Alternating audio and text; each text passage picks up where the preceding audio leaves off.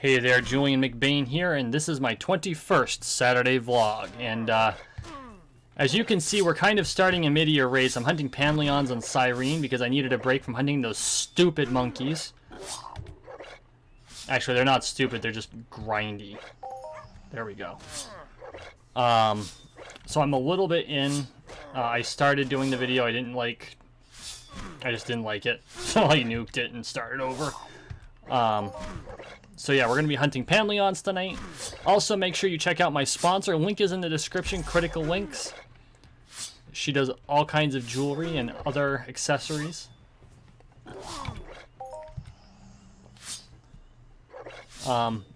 Okay, so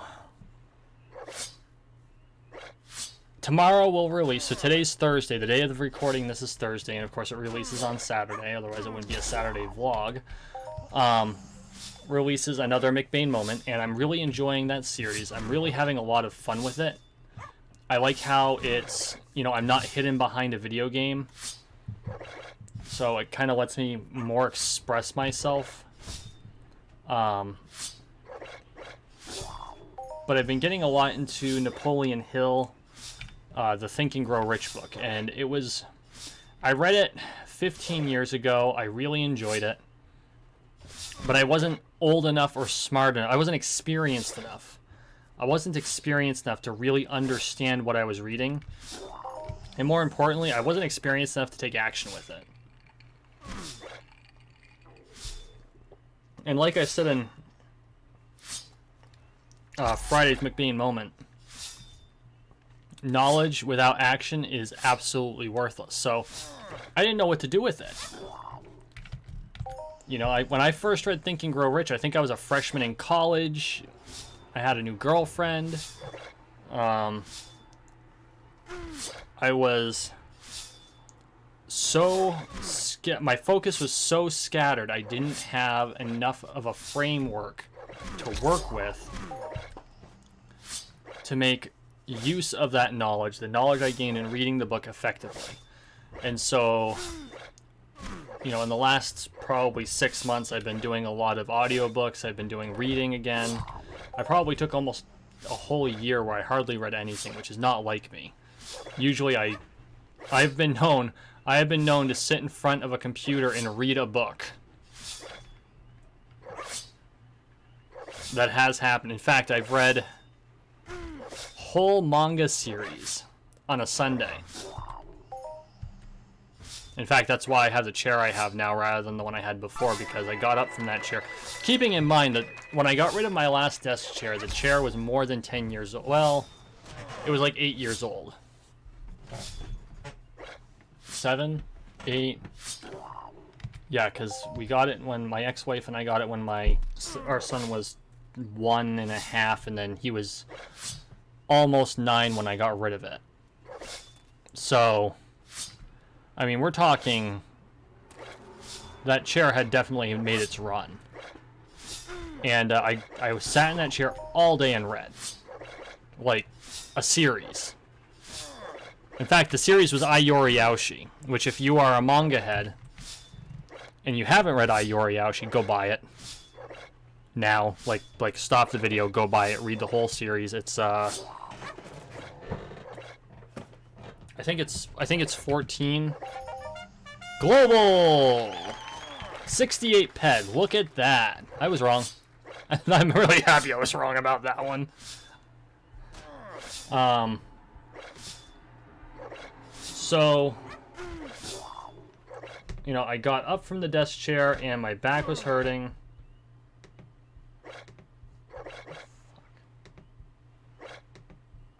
And my computer's broken. There we go.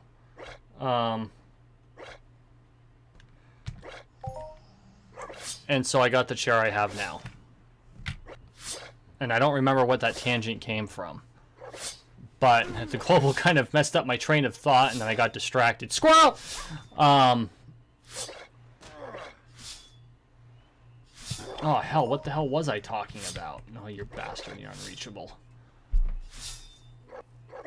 Oh, Think and Grow Rich. So, I hadn't read in a while, and I started picking up audiobooks so I could listen to the audiobook when I take my afternoon walk. And I think that's very important because reading helps us to organize our thoughts around a concept. It gives us things to think about. Reading gives us the things to think about, to mull over in our brain. We got to rattle it around in there, melt it down, right? And then conversely, writing gives us a medium in which for us to express our thoughts on that particular subject.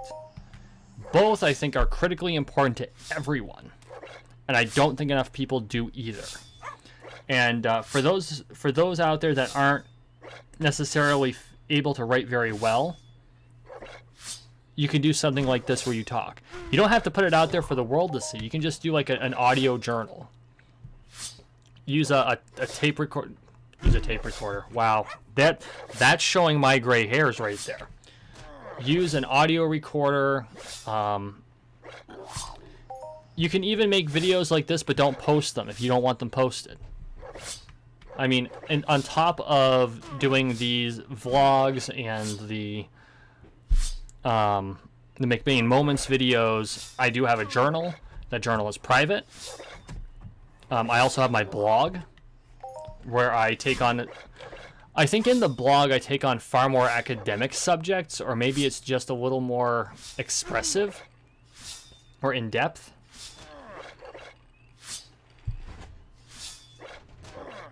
Because I can take the time to really dissect things a little better, but even then, like I did a whole series of blogs on the Noble Habitus, and then I took all of the separate documents, because I write those out in a document before posting it. I don't just post it straight to the, or I don't just type it up on the WordPress form that they give me. I actually type it up in a document so it's saved on my Google Drive, of which McBain Manor has its own Google Drive, separate from my other Google Drive. Because, you know, I need more things to have to keep track of. But I took all of the different documents, I combined them all into one, and I started going back through it. Like, I wrote a whole introduction, and I'm currently going through Loyalty, which was the first essay I wrote, which I think in the original was like a page and a half, and now it's 5 pages, just that one portion. Because I'm someone... I don't do my best writing in the raw. I mean, hell, Ghosts of the Past, the one book I published, which I am chatting with my publisher about republishing, which is why I've pulled it off the website. I have edited that top to bottom, like complete rewrites, 10 times. Top to bottom rewrites.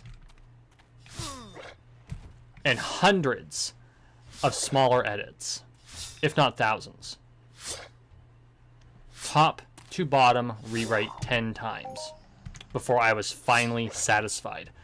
And I'm sorely tempted to put the original version out as an appendix to the finalized version, just so you can see the whole damn thing.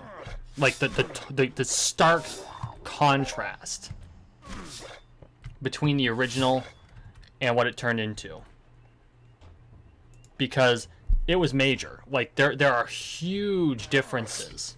The basic plot is the same, but the detail is so much finer. It's like night and day.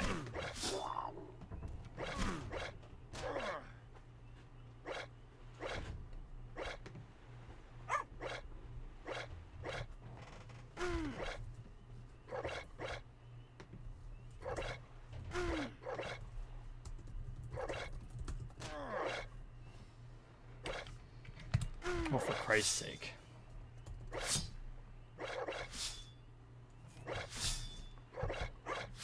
Sorry, guys. Got a message I had to reply to.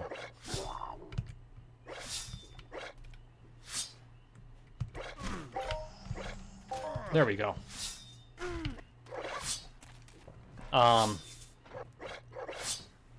So... I'm currently in the process of putting that together and doing some edits. I don't know if that's going to end up being... I don't know what I'm going to do with it yet. It might be just something I do for my own edification. Maybe it'll turn into an actual published work. I'm not sure that there's enough there to actually constitute a real book at this point. But, I mean, the sky's the limit. It could be that in 10 years you see the Noble Habitus come out as an actual primer of some sort.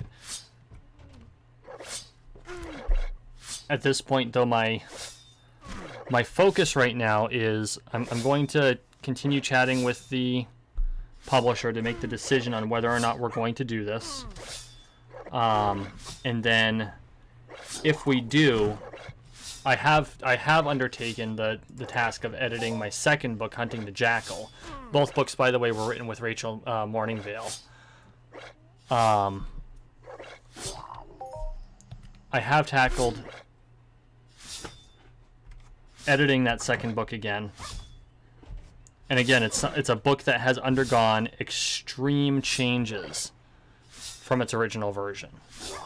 Like, you wouldn't even recognize it. And the co-author only did the raw with me. And I'm not undervaluing the work that was done. I'm just saying that, you know, that's there's been that much change to it. And it's been quite a journey. And I'm currently in the 7th top to bottom rewrite. Good Lord. I've got some crow's feathers and they just all blew at me from the wind. Just when you're an author, whether or not you publish your work, when you're an author and you want everything to be perfect, the amount of effort you put in before you ever have the opportunity to make something off of it is just phenomenal. It's just an enormous amount of work. And so when you buy someone's book, whether they're an independent or if they're with one of the major publishers or whatever, just keep in mind, you know, when an author makes it big, the amount of work they had to put into that book to make it so they could go big. Like, if someone writes a best-selling book and they're not writing they're not a bestseller just because of who they are. Because there's a lot of that. You know, any Hollywood star or popular politician or news anchor, people with although news anchors earn it in a different way. Anyone who can use their name to sell books can write a best-selling novel. That doesn't take much effort.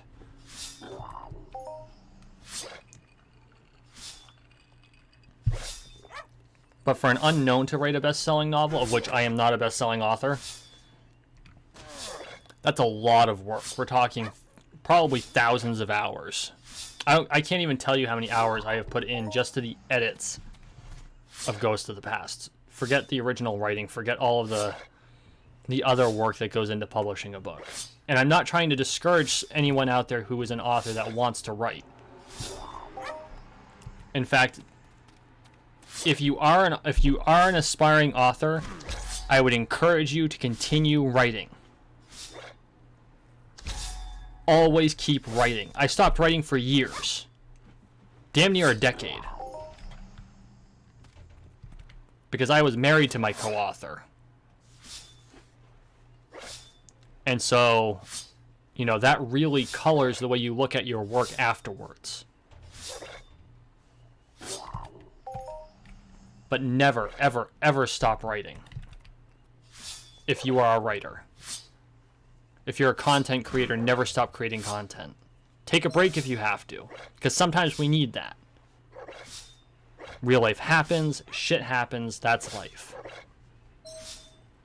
But don't quit. Because when you quit, you lose a piece of yourself. And that's something I never anticipated. When I started writing again, when I registered McBainManor.com as a domain, and I started my WordPress site, and I just started writing the blog. And I had been journaling for a couple of months, but journaling's different. I tried writing a couple Entropia Universe fictions. They were definitely not my best work. I actually just produced one that's on a separate page. It's not incorporated into the blog page. That I am much prouder of, and it is raw. And I'm not big on posting raw stories, as I've told you, but this one's raw. The only edit I made is I made a couple spelling errors that will be fixed. And I don't consider that an actual edit. That's just, well, it's an edit, but it's not refinement edits. That's grammar and spelling. Imperium Fast Fap? What?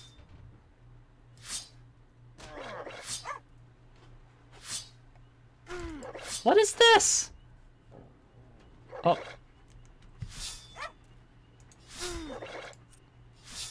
Recently introduced to the general population of Cyrene, the Imperium Fast Fap is approximately 25% faster than the average first aid pack and heals a healthy amount. This is unfortunately offset by having weaker durability. Not bad for a FAP. Durability is good. It's limited, and it's not total TT value, but that's cool. I didn't know you could loot. That's got to be something from a recent patch.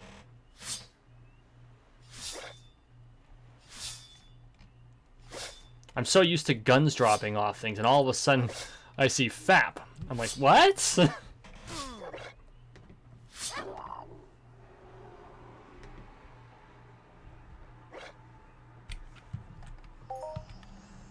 So, yeah. So yeah, don't forget to go to McBainManor.com and check out the Cyrene story that I published this morning, I think. This morning? Yes, I believe it was this morning, because today's Thursday, and that was the day I planned on doing it, because I wrote it yesterday. So yeah, I published it this morning. It's on the website. I've got a new menu button for it that says Entropia Universe Fiction. When I add more Entropia Universe Fiction, I will alter how the next page looks. The Entropia Universe Fiction page looks. It'll look more like a series of links.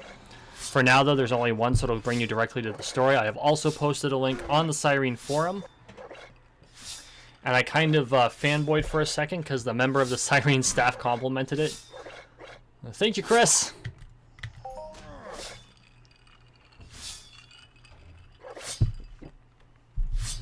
Yes, I'm a dork. Judge me all you want. I don't give a shit.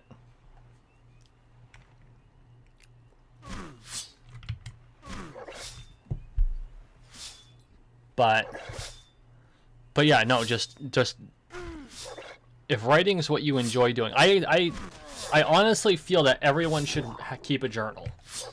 And this is coming from someone who 6 months ago, no, fuck that, 4 months ago, couldn't keep a journal. I had never managed to maintain a journal in my life. I'm starting to kind of fall out of the habit. I make sure I write in it at least once a week. But if I get overwhelmed with other writing, I'll sometimes forget. I need to remember to go there and just like vent my thoughts. I feel that it's vitally important. My mental health has become so much better since journaling on the regular. I can't even express the difference. Oh, we're getting low on ammo here. Like, really low on ammo. Oh, we got plenty to convert, though. So, yeah. Keep a journal. Whether it's a verbal journal, or a typed journal, or a handwritten journal, it doesn't matter. And just...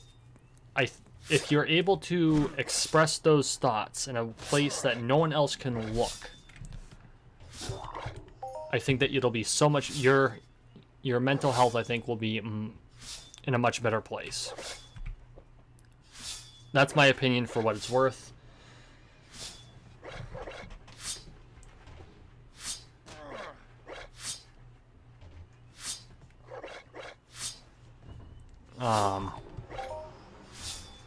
And there you have it.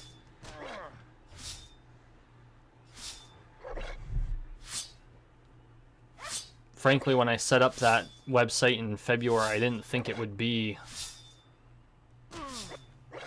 I wasn't sure what I was going to do with it. I wanted to keep a blog because I've long been someone who writes, and I had taken such a long break, and I decided I wanted to at least keep a blog to kind of parallel the things that I put into this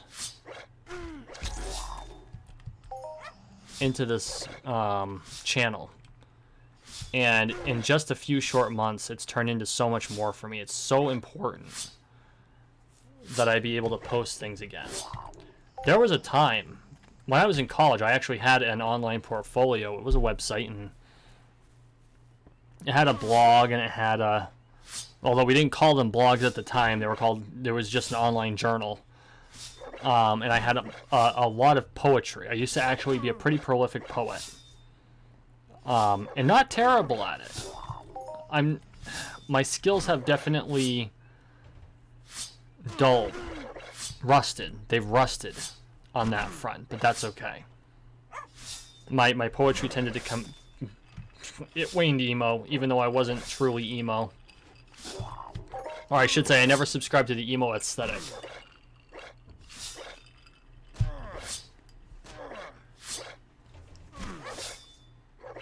I do far more fiction writing and non-fiction writing now. I actually didn't start non-fiction writing until recently. When I was in college, I hated non-fiction writing. I could do it, and I was fairly good at it. I could write 10 and 15 page term papers the last day that the day before it was due, and get an A, which is kind of something stupid to be proud of, but at the same time, that takes something to pull off. That being said, I couldn't do math for beans, which is ironic, but that's okay. But yeah, no, writing is the way we express what's on our mind. In a way that we are able to go back and refine the way we're talking about something. And so it's different than speaking, because once you say something, it's out there. Now, technically speaking, once you type something, it's out there, but if you don't publish it until you're able to go back and reread it, it's a hell of a lot easier to change a couple of sentences than it is to, recast a whole bloody speech.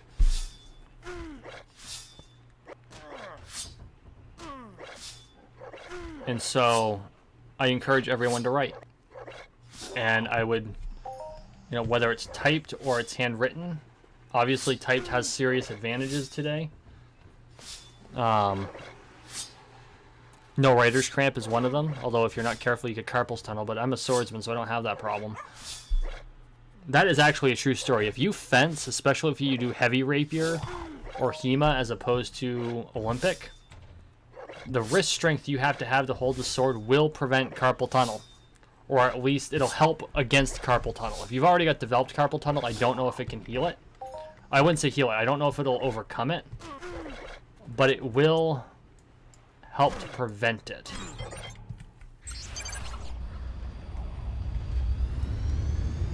We're going to kind of escape now because we're getting ready to wrap up.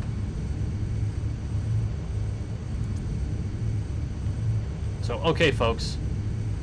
This is the end. Thank you for watching. Thank you for listening. Please like, share, and subscribe down below. Make sure you check out my website, www.mcbainmanor.com, for more content. And for I'm rather proud of the Cyrene story I wrote, so check it out. Don't forget also to check out my sponsor once again, Critical Links. Link is in the description. Guys, I really appreciate all the support. You all have a wonderful night.